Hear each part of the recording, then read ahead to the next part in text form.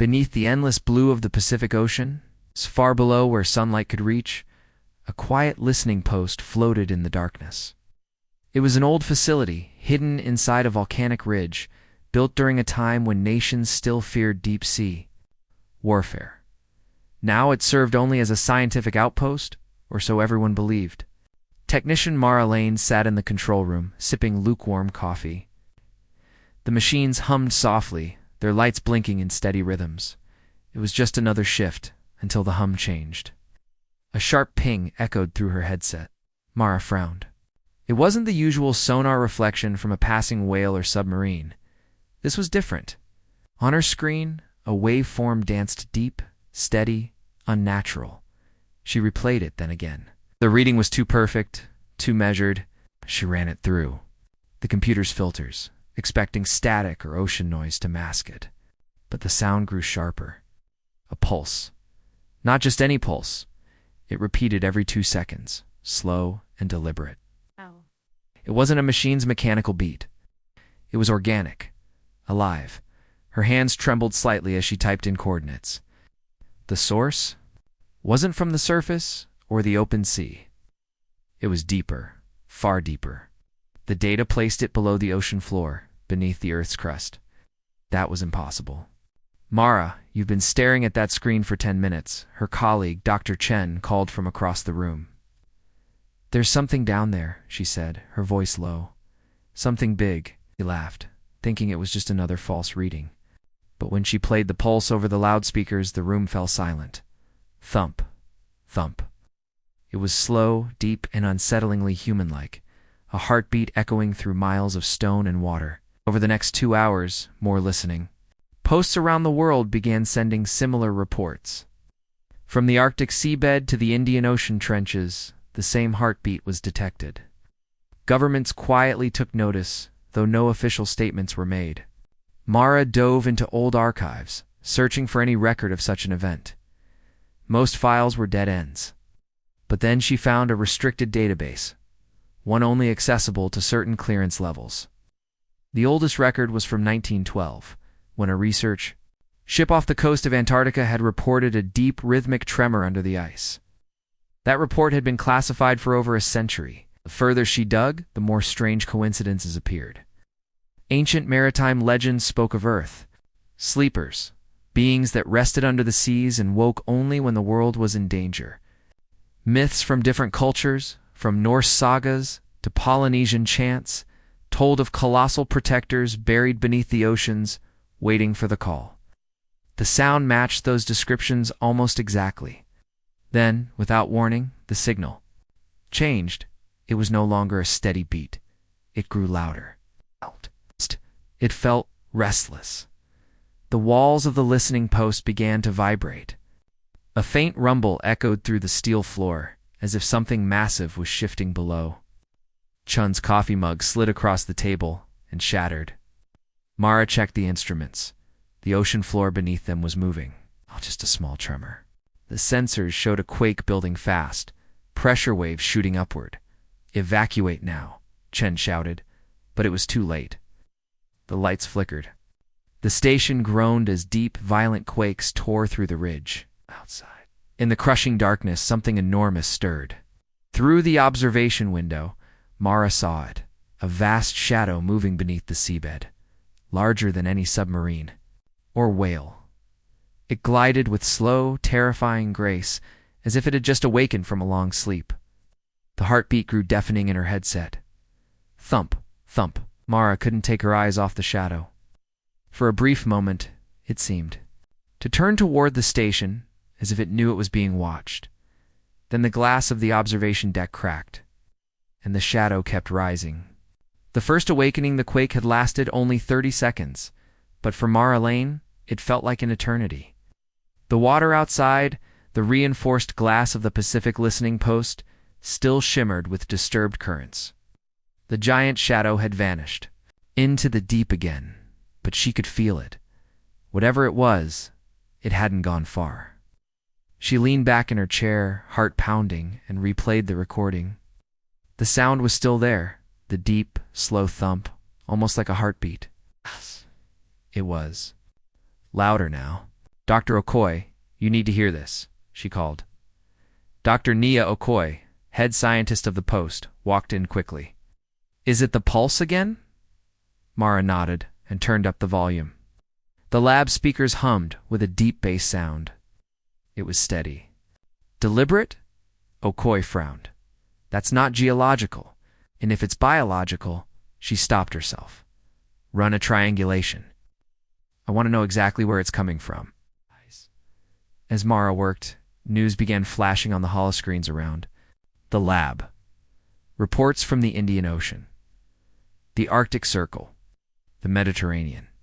Every ocean had registered similar pulses, and every one had been followed by an underwater quake. On the other side of the planet, in the United Nations Oceanic Research Division, an emergency council was convened.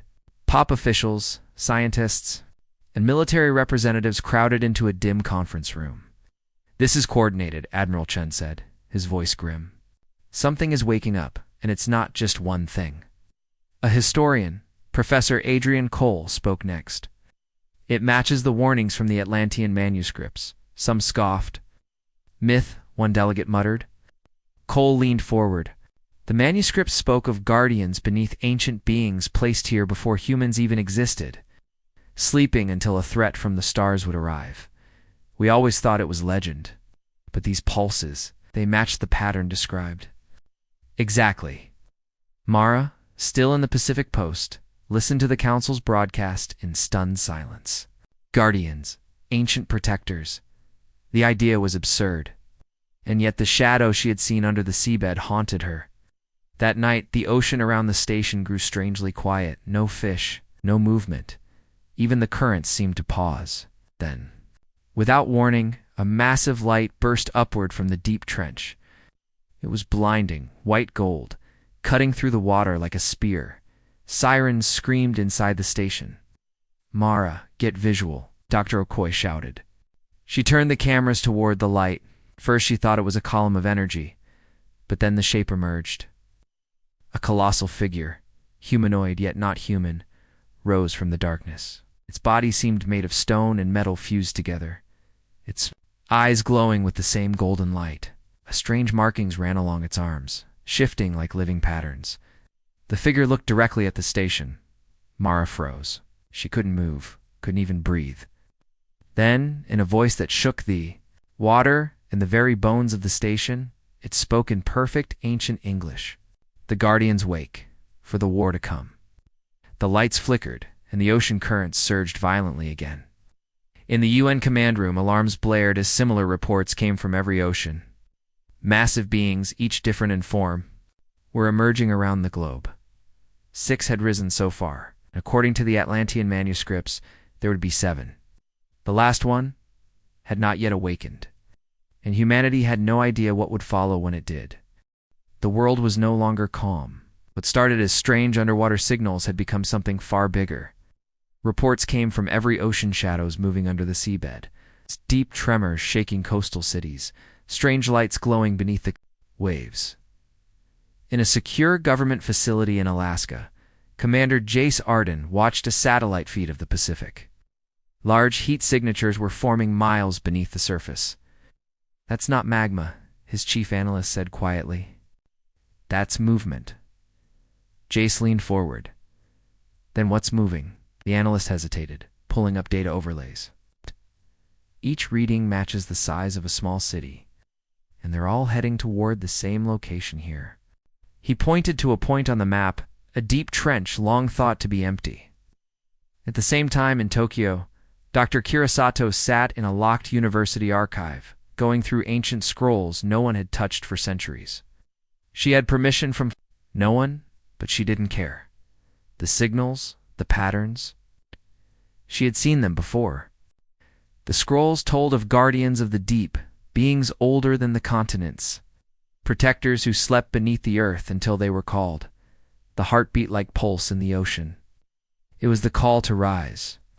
Her hands trembled as she read the last line. "When they rise, the skies will darken, the seas will burn, and the hunters of the stars will fall." Far across the ocean, on a cargo vessel in the South Pacific, Captain Rourke spotted something impossible. His crew had been sailing through calm waters when the sea ahead split.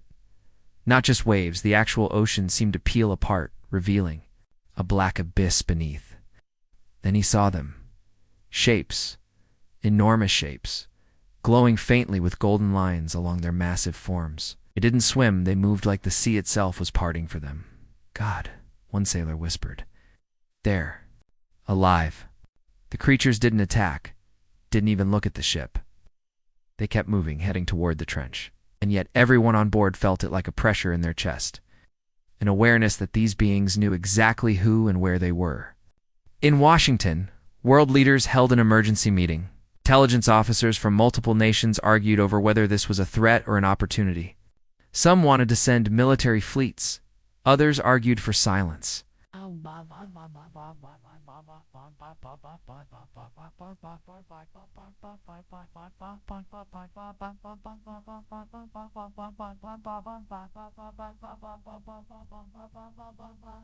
Some wanted to send military fleets. Others argued for silence. Others argued for silence. But one thing was certain. I'm certain, sidelight. But one thing was certain, I certed Southern. I was certain well, once his ensignness is. I'll serve, I'm certain to sard. Inseld, sund. I'll say da, I'll sowed. I'll sow, I'm sorry, unrund. Back in Alaska, Commander Jace received new orders. You were to intercept nothing, the message said. Stand by and observe. Do not engage. But Jace didn't like it. If these things are friendly, why keep it secret? And if they're not, he didn't finish the thought. Meanwhile, the pulses changed again, round the globe. Anyone? Sensitive to certain frequencies, began to feel them not as sound, but as emotion. Fear, warning, and for some recognition. In a quiet fishing village in Chile, an old man named Mateo awoke from a dream. In his youth, he had been told strange stories by his grandmother about the ones who sleep beneath. She had told him their return would mean humanity was no longer alone or safe. That night, as he looked at the moonlit sea, he saw it. A Ganon, immense silhouette passing just beneath the surface, glowing patterns tracing across its body like veins of light. And as it passed, he felt something impossible.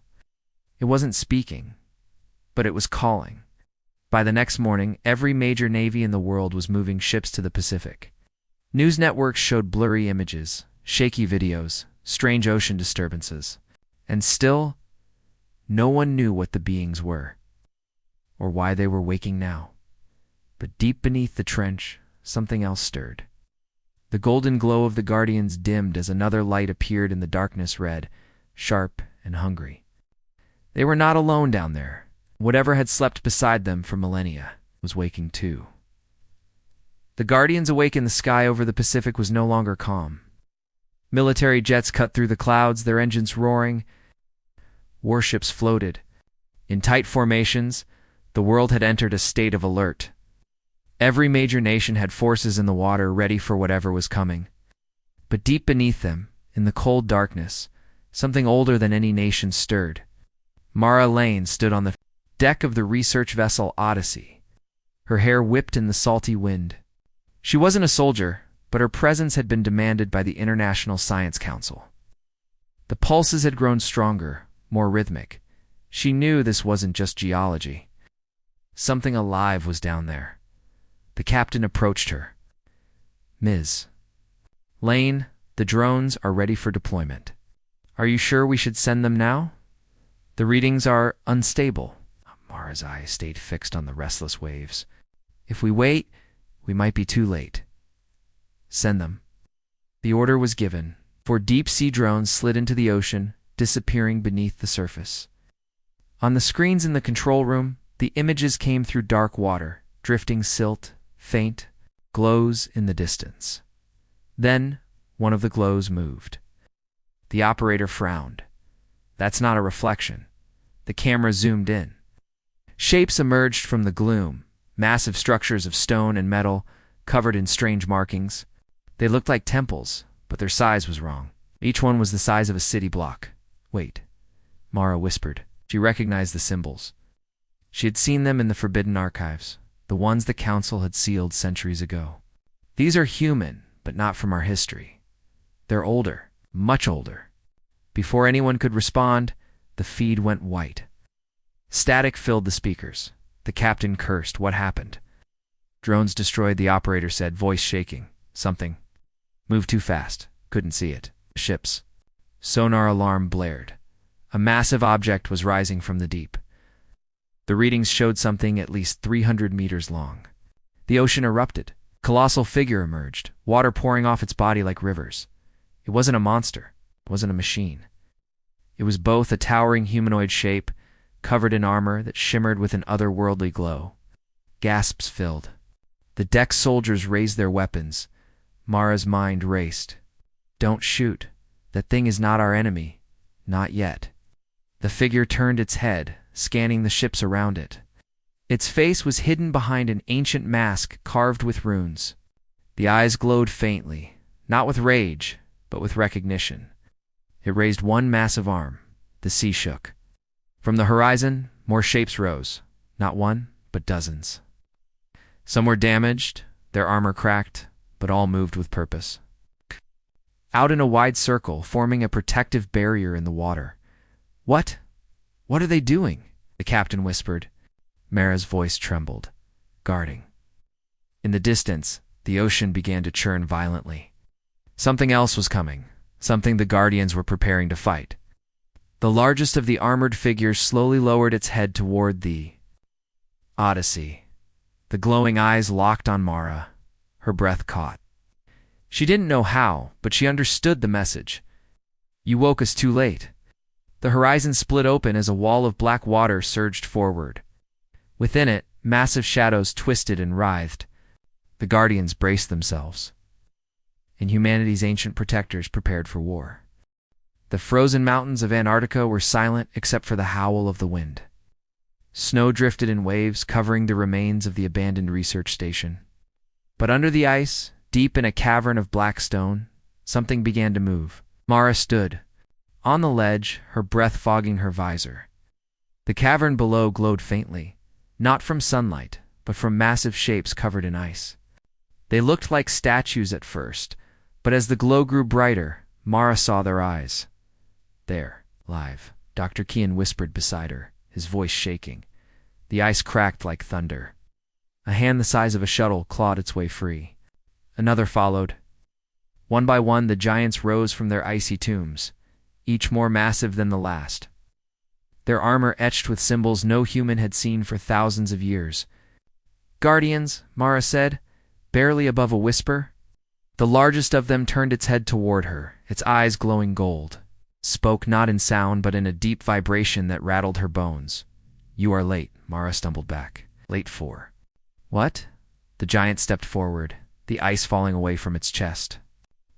For the war. Above them, the ground trembled again. A flash of red light lit the cavern ceiling, and a shockwave followed. Outside, the alien ships were moving in formation, descending through the clouds. They weren't searching anymore. They had found what they wanted. Those things out there, Kian started. Are they here for the Guardians?